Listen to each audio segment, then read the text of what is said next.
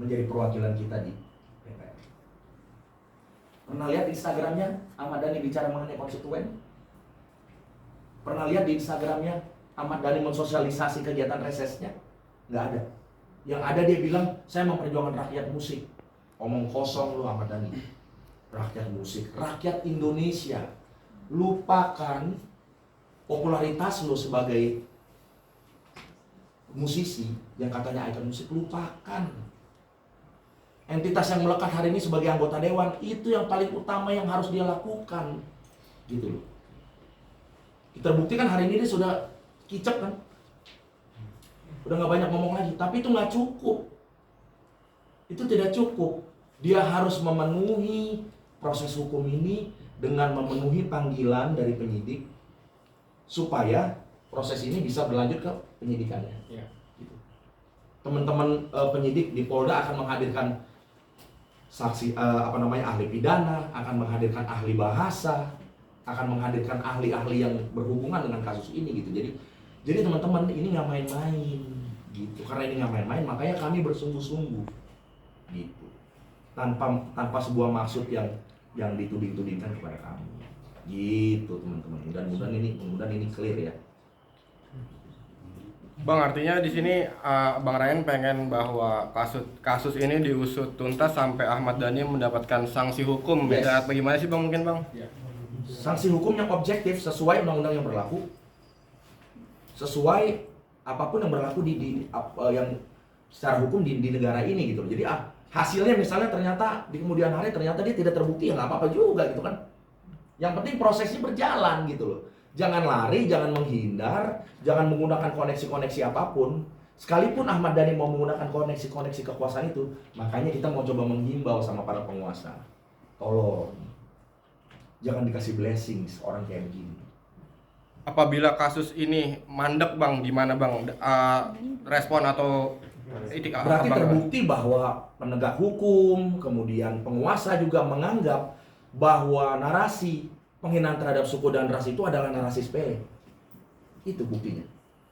Bang, akan ada ini nggak sih tadi ke presiden ya? Mau surat khusus ke presiden atau kayak gimana? Sudah. Ya, sedikit menambahkan ya dari apa yang disampaikan oleh kami dalam hal ini Bapak Ryan Kono. Jadi kami pada hari ini itulah maksud dan tujuan kita melakukan konferensi pers dengan teman-teman, dengan masyarakat juga agar mengetahui bagaimana perkembangan kasus dari yang kami laporkan, khususnya klien kami, bahwasanya proses saat ini tetap berlangsung. Jadi tadi kalau ada pertanyaan bagaimana dengan permintaan maaf, itu udah hal yang berbeda. Proses hukum tetap terjalankan, harus tetap dijalani, dan oleh karena itu mengapa kita hari ini ada di sini dan mengupdate bagaimana proses yang sedang kita mintakan. Artinya kemarin juga kami sudah mengajukan atau mengirimkan surat kepada beberapa pihak, yaitu termasuk kepada Bapak Presiden Prabowo Subianto dalam hal ini untuk meminta atensi dalam hal perkara ini yang sedang bergulir di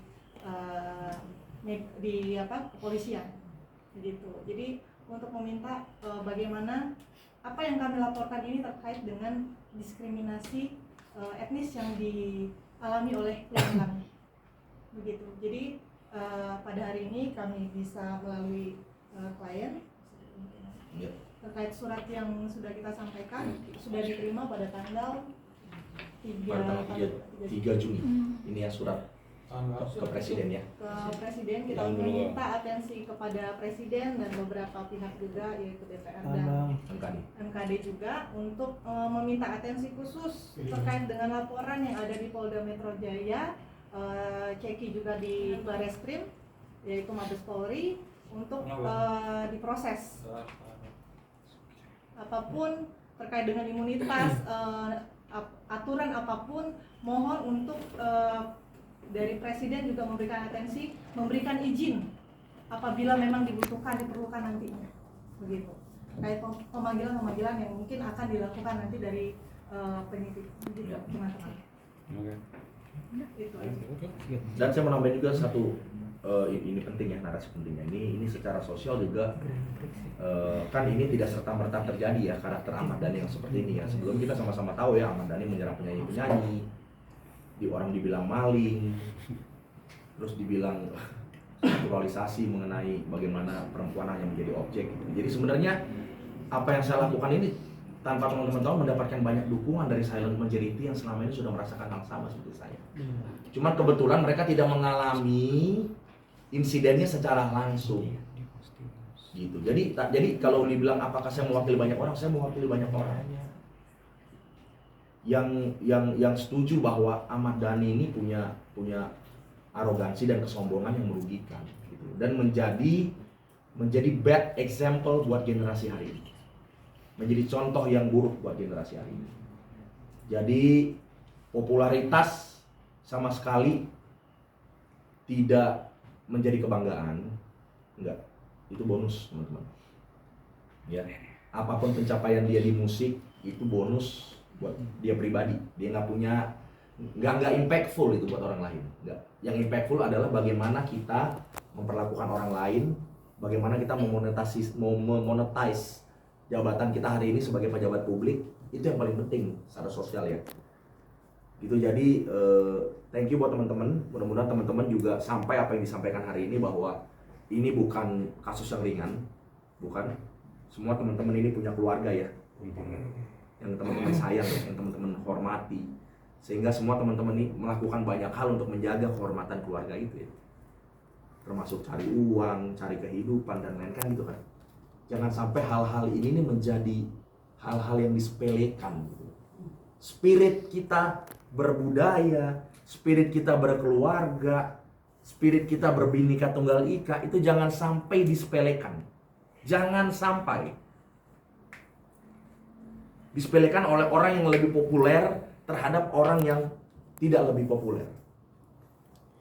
Kemudian menjadi ada stigma bahwa justru si orang yang tidak populer ini yang mau social climbing ke atas. Enggak. Siapa sih Ahmad Dhani? Aduh.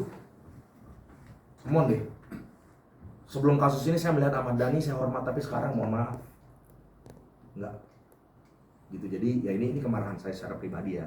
Itu tidak mewakili siapapun. Tapi artinya itu yang saya sampaikan, jangan ada peremehan, jangan ada pembiaran terhadap pentingnya narasi keberagaman, narasi Bhinneka Tunggal Ika dan lain-lain.